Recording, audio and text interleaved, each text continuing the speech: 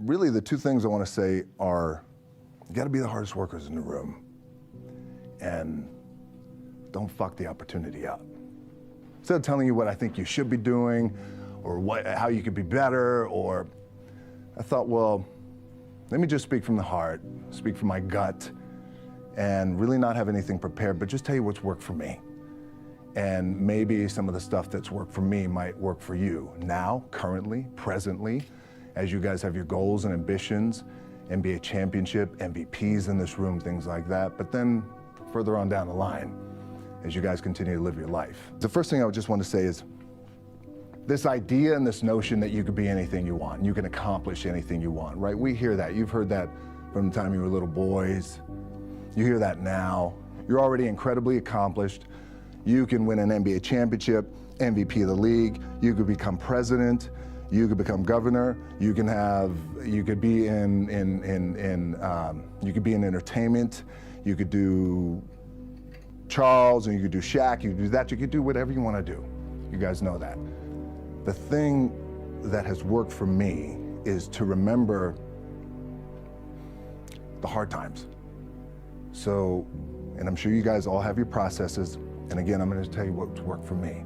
So before a big movie comes out, before, back in the days when I was wrestling with WWE, a WrestleMania match, anything big that would happen, I would always take a moment and I'd just remind myself, all right, I was evicted when I was 14.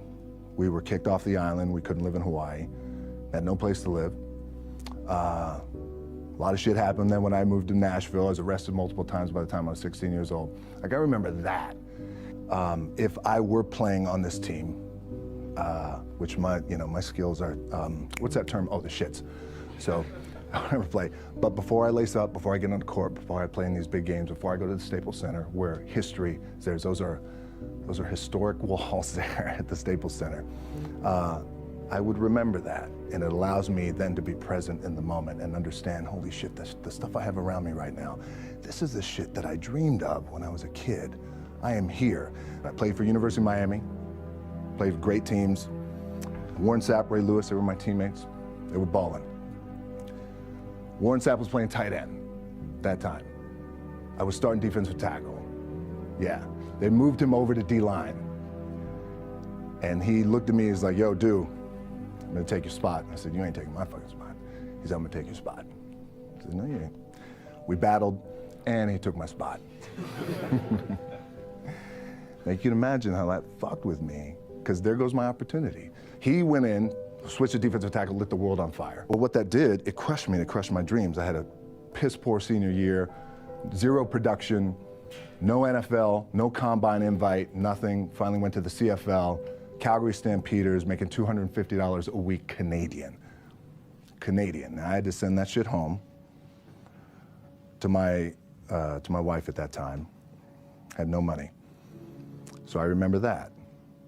When I got cut from Canada, I had $7 in my pocket. And I always tell that story.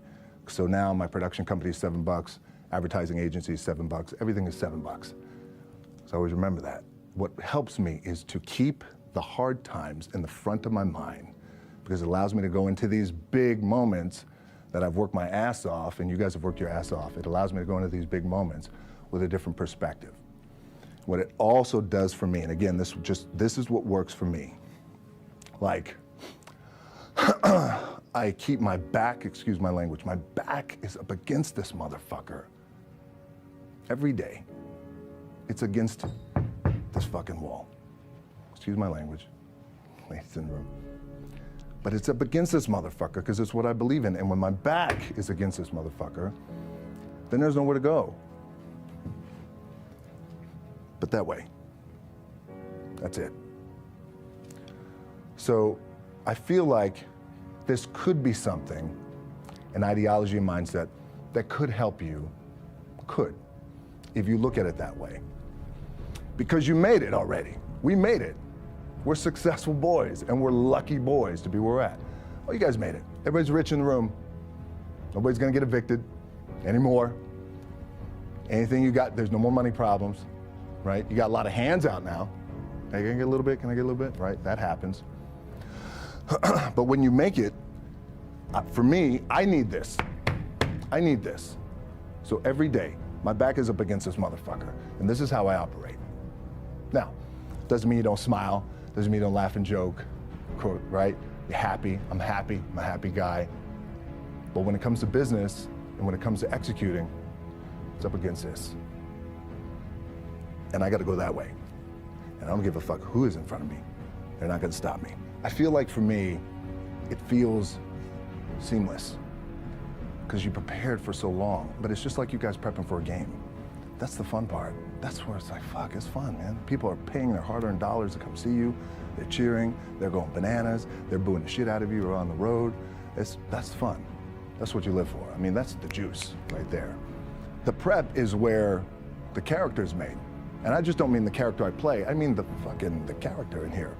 So for me, the prep is getting with the director, getting with the producers, getting with the writers, so in essence, it's like getting with all your coaches and your different position coaches and all the meetings that you have to have, right? So that's the work you put in. The key for me was, where does it start? What's the anchor? What's the anchor? So I could have all these ambitions and you guys have all these ambitions, which is great. It's important. I'll play this role, you'll play that role. I'll execute this thing and it'll come out this summer.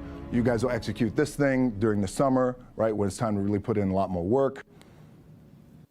But the key with me is just always finding what the anchor is. And the fucking anchor is getting up at 4 o'clock in the morning every day before anybody else and grounding my thought process is in the no one will outwork me.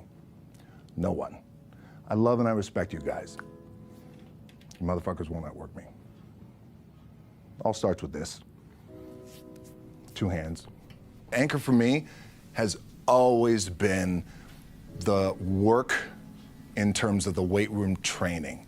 So when I first started wrestling, I was 6 years old, rolling on the mats with my dad. My old man, a lot of you guys won't know this. Yeah, Rocky Johnson. My old man was Rocky Johnson. He was the first black WWF at that time. First black WWE tag team champions with Tony Atlas back in 1983. My uncles were the Wild Samoans. I come from a long line of pro wrestlers. But before the wrestling part happened, I was just in the gym putting in the work. At 6 years old, rolling around on the mats. And finally, when I could touch weights at 13, that's what I was doing. But the weight part for me and the gym part has always been, has to be the anchor. Look, boys, your body's your body, right?